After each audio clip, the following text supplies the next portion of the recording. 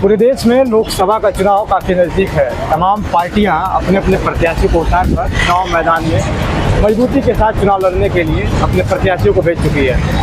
अभी हमारी मौजूदगी संत कबीर नगर में है। संत कबीर नगर यह एक ऐसा संसदीय क्षेत्र है जो परवीन निषाद यहाँ के सांसद हैं और फिर से भाजपा ने उनको प्रत्याशी बनाकर इस बार फिर चुनाव मैदान में उतार दिया।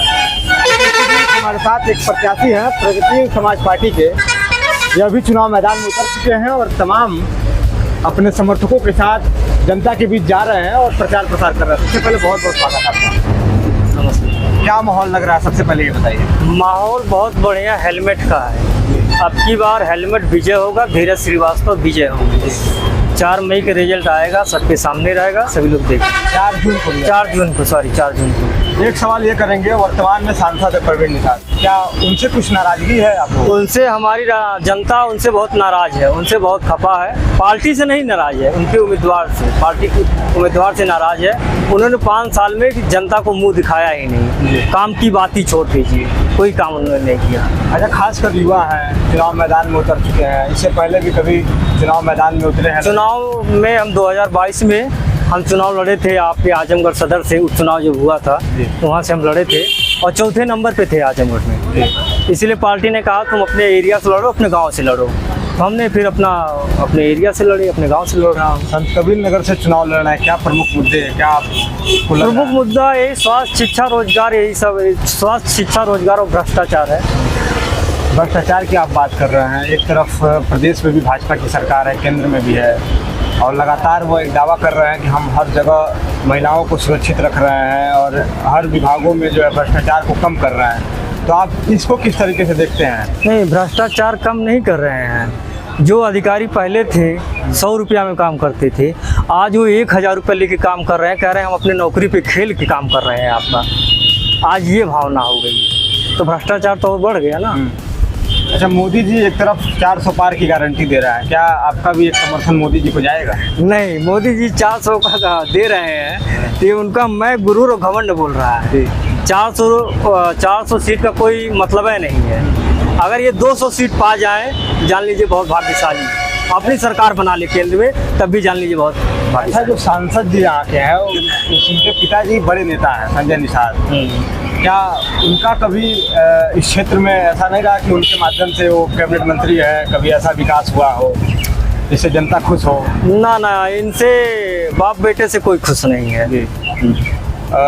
चुनाव लड़ रहे हैं, दमदारी से लड़ रहे हैं, जनता अगर चुनेगी तो क्या आपको लगता है कि सबसे पहला काम संत कबीर नगर में क्या करना चाहिए? सबसे पहले संत कबीर नगर में हम रोड के विषय में काम करेंगे। गली मोहल्ले में नाली नहीं है, नाली की समस्या है। इसके बाद जो है कि इंटरलॉकिंग की समस्या है, उस सब का काम करेंगे हम। और जैसे वृद्धा पेंसिल के विषय में सरकार तो दे रही है, उसका बन भी नहीं पा रहा है। वृद्धा पेंसिल के विषय में का, इसके बाद जो है आपका विधवा पेंसिल है, उसके विषय में भी काम करेंगे। और जो है कि ये सब काम करेंगे आप। और जैसे शिक्षा के विषय में दावा कर रहा है जी, धरातल पे जो दावा नहीं हो पा रहा है उसको आप पूरा। हाँ, धरातल का सारा काम हम करेंगे, सारा काम करेंगे। अच्छा, भाजपा को तो टक्कर दे रहे हैं, उसके साथ साथ सपा भी है, बसपा भी है और तमाम कैंडिडेट हैं आपके साथ जी। तो उनको कैसे आप टक्कर देंगे? टक्कर के मतलब जनता हमको स्वीकार कर लिया है। कह रहे हैं कि धीरज श्रीवास्तव अभी यंग है, हमने शादी विवाह इसीलिए नहीं किया कि हम जनता का सेवा करना चाहते हैं। तो जनता का सेवा करेंगे और जनता को विश्वास दिलाते हैं कि हमेशा जनता के बीच में रहेंगे। अच्छा धीरज जी, आपके लोकसभा में हमारी टीम आई हुई है। कैमरे पे आप ऐसा 5 कार्य गिनाइए, सांसद बनने पे आप 5 कार्य वो करेंगे। देखिए, पहला कार्य करेंगे, एक ध्यान दीजिएगा कैमरा में कैद हो रहा है, कभी सांसद बन जाएंगे तो हमारी टीम फिर आपके पास आएगी। नहीं, बहुत बहुत धन्यवाद। आप लोग आइएगा, वो दिन हमको देखने दीजिए। 5 कार्य जो 5 कार्य, पहला कार्य हमारा रहेगा सड़क का पूरा दुष्टीकरण करवाएंगे। गली मोहल्ला में आपका नाली का व्यवस्था करेंगे, वहाँ पे अगर इंटरलॉकिंग नहीं है उसके लिए भी व्यवस्था करेंगे। 3 व्यवस्था हो गई है। चौथा व्यवस्था, जो गरीब व्यक्ति बचा हुआ है, जिसका अभी तक आवास नहीं बना, उसका आवास बनवाएंगे। और जिस व्यक्ति का अभी तक जो है शौचालय भी नहीं बना हुआ है, उसको अपने बजट से, अपने फंड से शौचालय बनवाएंगे। और विद्यालय के ऊपर जो है, प्राइमरी मिडिल जो है, उसके ऊपर भी हम जो है कि ध्यान देंगे कि सारे बच्चे जो है गरीब के बच्चे ही उसमें पढ़ने जाते हैं, अमीर के बच्चे नहीं पढ़ने जाते हैं। तो उस पर भी ध्यान देंगे कि गरीब अमीर का सबका बच्चा सरकारी स्कूल में पढ़े ताकि उनका पैसा बचे।